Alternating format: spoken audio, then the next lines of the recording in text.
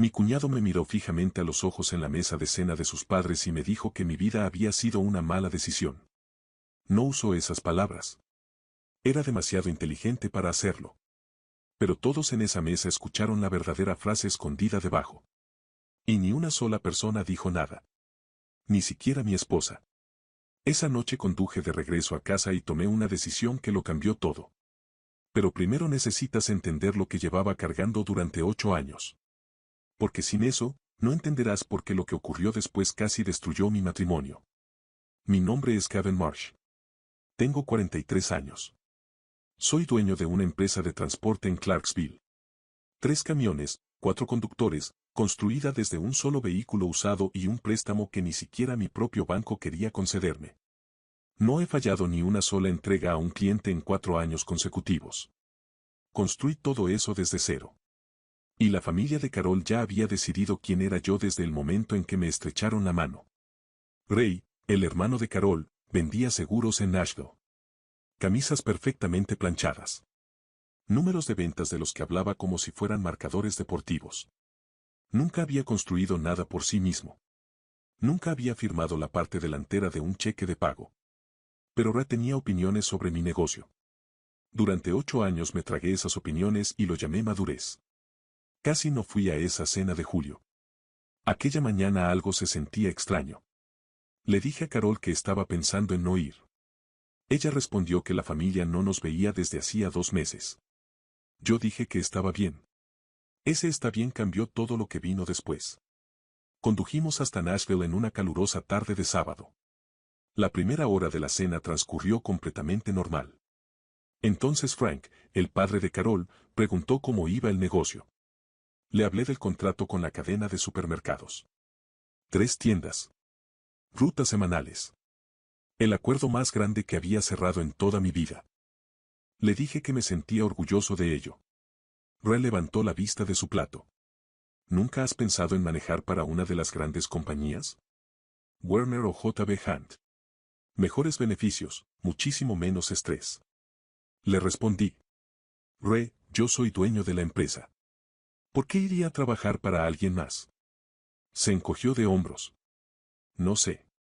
Parece mucho dolor de cabeza para una operación tan pequeña. Una operación tan pequeña. Miré a Carol. Ella estaba cortando el pollo. Lo dejé pasar. Como siempre hacía. Pero lo peor de la noche ni siquiera había comenzado. Después de la cena, los hombres salimos a la terraza trasera. Cervezas. Una cálida noche de julio. Ray empezó a contar la historia de un hombre que dejó un empleo estable para abrir un camión de comida y terminó perdiéndolo todo. La contaba de la misma forma en que contaba todas sus historias, para dejar caer un mensaje. Y el mensaje era que los hombres comunes que asumen riesgos normalmente solo se están engañando a sí mismos. Me miró una sola vez durante toda la historia. Solo una vez. Yo dije, con calma, que todo dependía de la persona. Que algunos hombres estaban hechos para eso. Ray respondió. Claro. Pero estadísticamente, la mayoría de los pequeños negocios fracasan. Especialmente en el transporte. Los márgenes son brutales. Le dije. Conozco los márgenes, Ray. Vivo con ellos todos los días. Mi empresa ha crecido año tras año durante 6 años seguidos. Él sonrió. La sonrisa de un hombre que ya había decidido el veredicto y simplemente esperaba a que dejaras de hablar. Eso es excelente, Kevin. Solo digo que no es para cualquiera. Frank asintió. Ray tiene razón en algo. La estabilidad importa. Y sentado en aquella terraza, entendí algo hasta lo más profundo de mí por primera vez. No importaba lo que dijera. No importaba lo que hubiera construido. Aquellos hombres me habían encasillado hacía mucho tiempo, y nada de lo que yo dijera en ninguna mesa iba a hacerlos cambiar de opinión. Y la única persona que conocía la verdadera historia de lo que yo había levantado estaba dentro de esa casa, sin decir absolutamente nada. Me puse de pie. Dije que necesitaba revisar el teléfono. Caminé hasta mi camioneta. Lo que ocurrió en los siguientes 20 minutos jamás se lo he contado completo a nadie. Hasta ahora. No revisé el teléfono.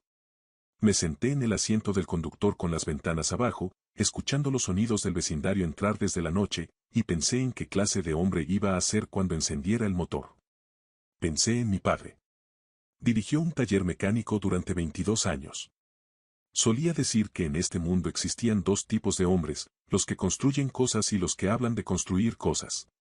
Siempre podías distinguirlos. Uno tenía grasa bajo las uñas. El otro no. Yo había pasado 8 años intentando ganarme un lugar en una mesa llena de hombres con las manos limpias. Y todos esos años sentado allí no los habían movido ni un centímetro. A quien habían movido era a mí. Alejándome poco a poco de quien era realmente. Una noche tragándome el orgullo tras otra. Tomé el teléfono. Llamé a Carol. Y lo que le dije dentro de aquella camioneta, según me confesó después, fue la primera vez en 8 años que le hablé sin medir cada palabra antes. Le dije que estaba bien. Pero que antes de volver a entrar necesitaba que escuchara algo. Le dije, sin levantar la voz, que había terminado de soportar lo que su familia me lanzaba y fingir que no significaba nada. Que yo había construido algo real y que no iba a sentarme ni una sola vez más en una terraza mientras su hermano explicaba mi vida como si fuera una historia de advertencia. Que necesitaba una sola cosa de ella. No una discusión. No una escena. Solo su voz en la habitación cuando volviera a ocurrir. Porque 8 años de silencio le habían dicho a todos en esa mesa, y en algún momento también me lo habían dicho a mí, que aquello era aceptable. Y yo le estaba diciendo ahora que no lo era. Carol guardó silencio unos segundos. Entonces dijo una frase que me dejó helado. Kevin, no sabía que te estaba lastimando tanto. Le respondí. Carol. Estuviste presente en cada una de esas veces. La línea quedó en silencio. Y aquí quiero detenerme un momento.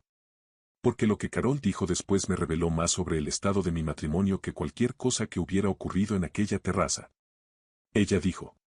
Lo sé. Sé que sí estuve ahí. Sin excusas. Sin defenderse. Solo esas 5 palabras. Y algo dentro de mí, algo que había permanecido tenso durante 8 años, aflojó apenas un poco. Ella estaba esperando junto a la puerta trasera cuando regresé.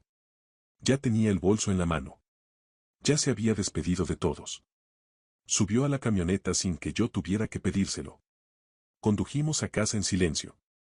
Cuando estacioné en la entrada, dijo. Debí haber dicho algo esta noche. Perdón por no hacerlo. Nos quedamos sentados un rato en aquella entrada oscura. Y me gustaría decirte que después de eso todo mejoró. Que una conversación honesta arregló todo. Pero lo que ocurrió después fue más difícil que cualquier cosa que hubiera pasado antes. Al mes siguiente comenzamos terapia matrimonial. En la primera sesión, la consejera le hizo una pregunta sencilla a Carol. Cuando Kevin habla en la casa de tu familia, ¿qué sientes? Carol se quedó pensando durante mucho tiempo. Entonces respondió. Nervios. No nervios por mí. Nervios. Como si tuviera miedo de lo que pudiera pasar si yo respondía. Miedo de alterar algo que había pasado toda su vida intentando mantener intacto. Me quedé pensando en esa palabra durante todo el camino de regreso a casa. Y había una pregunta que necesitaba responderme. ¿Estaba dispuesto a seguir casado con una mujer que durante 8 años había estado más preocupada por la comodidad de su familia mientras yo desaparecía un poco más en cada cena? Esa noche no sabía la respuesta. Y quiero ser honesto con eso. Durante 5 meses de terapia, algo lento y doloroso salió finalmente a la superficie. Carol había pasado toda su vida protegiendo la paz de su familia. Y yo había sido lo más fácil de sacrificar para mantener esa paz, porque nunca hice que tuviera un precio. Yo mismo los había acostumbrado a eso. Al no decir nada. Al dejarlo pasar. Al ser siempre el razonable. Ran nunca aprendió a respetarme porque jamás le habían mostrado que faltar al respeto tendría consecuencias. Y eso no era únicamente culpa suya. También era culpa mía. Esa fue una de las verdades más difíciles que he tenido que aceptar en toda mi vida. He vuelto a la casa de los Armón 2 veces desde aquella noche de julio. Y las 2 veces Ra fue distinto. No cálido. No una disculpa. Pero sí más callado. Más cuidadoso. Como un hombre al que le dijeron algo que no esperaba escuchar y que todavía no sabe qué hacer con ello. No sé qué fue lo que Carol le dijo. Nunca se lo pregunté. Este año, mi negocio está mejor que nunca. 5.º camión. Conversaciones con una segunda cadena de supermercados. Y un conductor llamado Márquez que el mes pasado me dijo que este era el mejor trabajo que había tenido en su vida. Nada de eso se lo cuento a los Armón. No lo necesito. Las manos de mi padre nunca estuvieron completamente limpias. 22 años de aceite y metal se habían quedado incrustados en su piel de una manera que el jabón ya no podía borrar. Solía restregarse con fuerza antes de las cenas familiares. Le daba un poco de vergüenza. Yo jamás pensé menos de él por eso. Solo pensaba que un hombre que construye algo real con sus propias manos no le debe disculpas a nadie sentado en ninguna mesa por las marcas que eso deja. Yo sé lo que construí. Y sé lo que me costó dejar de fingir que era algo más pequeño de lo que realmente era. Si ahora mismo estás sentado en una mesa donde alguien te está haciendo lo que Ra me hizo a mí, y tú lo soportas llamándolo madurez. No es madurez. Es desaparecer. Y las personas en esa mesa te dejarán desaparecer por completo. Porque para ellas no tiene ningún costo. No permitas que no les cueste nada.